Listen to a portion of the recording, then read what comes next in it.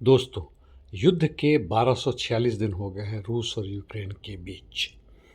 आईएसडब्ल्यू यानी institute for the study of war, जो एक अमेरिका का एनजीओ नुमा इंस्टीट्यूट है और अमेरिकी वॉर मॉन्गरिंग और वॉर एफर्ट्स के लिए काम करता है, का कहना है कि रूसी सैनिक पोक्रोवस के दक्षिणी हिस्से में आगे बढ़े हैं।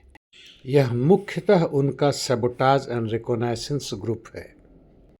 और भी रूसी सेना सूमी, जापोरिजिया, लिमान के पास चासिवा टोरस की यार में आगे बढ़े। तो हम शुरुआत करते हैं दक्षिणी यूक्रेन से।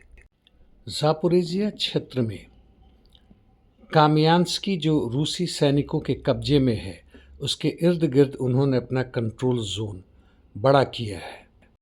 जबकि जेलेनीपोल से टर्मिनिवका की तरफ और मालाटोकमाचका के अंदर भी ये आगे बढ़े हैं ओरिखो क्षेत्र में। वेलिका नोवोसिल्का और नोवोपाव्लोवका क्षेत्र में रूसी सैनिक डाकने से उत्तर पश्चिम और मिरने के पश्चिम में आगे बढ़े हैं। जबकि वोस्क्रेसेंका के उत्तर में आगे बढ़ के ये ओलेक्सांद्रोग्राद की तरफ तेजी से बढ़ रहे हैं। पोक्रोवस के दक्षिण में रूसी सैनिकों ने थोड़ी सी बढ़त ली है ज़्वेरोव की तरफ।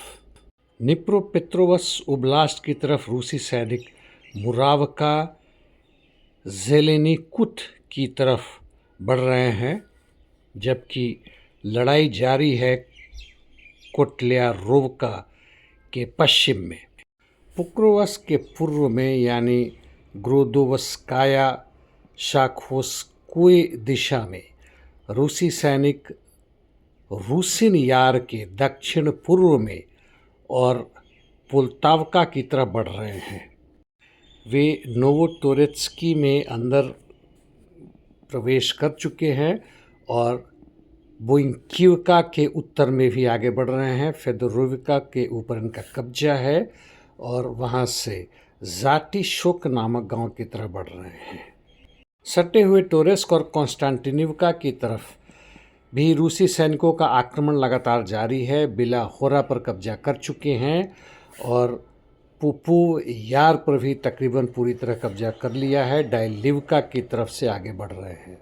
कॉन्स्टेंटिनिवका के रास्ते में अलेक्सांद्रो शुल्तीनो और उसके दक्षिण पूर्व में शेरेबिनोवका की तरफ भी आगे बढ़ रहे हैं और क्लेबान बियाक तथा कैथरीनिवका के दक्षिण पूर्व में भी आगे बढ़े हैं। कुल मिलाकर देखें, यदि समझने की कोशिश करें तो पोक्रोवस्क जो बहुत महत्वपूर्ण डिफेंसिव बेस है यूक्रेन का, उसके दक्षिण से भी और पश्चिम तथा पूर्व से भी रूसी सैनिक उसे घेरने की कोशिश कर रहे हैं। कॉन्स्टेंटिनोवका की तरफ आगे बढ़ रहे हैं और इसमें उन्हें काफ़ी सफलता मिली है। सिविर्स क्षेत्र में रूसी सैनिक सेरेब्रियान्स्की फॉरेस्ट्री में आगे बढ़े हैं। अब नॉर्थ ईस्ट में आते हैं। वहाँ टॉर्स्की यानी लिमान से सटे हुए क्षेत्र में तकरीबन उन्होंने पूरा कब्जा कर लिया है।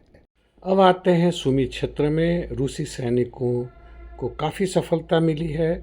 उन्होंने किंद्रातिवका पर कब्जा कर लिया, उसके साथ साथ वराचीन और उससे सटे हुए ओलेक्सिवका पर भी पूरी तरह कब्जा कर लिया है। अब लड़ाई नोवोमाइकोलेवका और याब्लूनिवका के लिए चल रहा है, साथ साथ यूनाकिवका की तरफ भी, जिस पे 80 से 90% हिस्सा पर रूसी सैनिकों का कब्जा हो चुका है। इंटरडिक्शन मिशंस बहुत ज़बरदस्त है, खासकर रूस की तरफ से, जहां पर कि 100 नहीं बल्कि 200 से 300 ड्रोन्स भी हर रोज़ दागे जा रहे हैं। यानी यूक्रेन को एक तरह से कहें तो उनके मिलिट्री क्षेत्रों और इंफ्रास्ट्रक्चर को पूरी तरह से पाट दिया जा रहा है।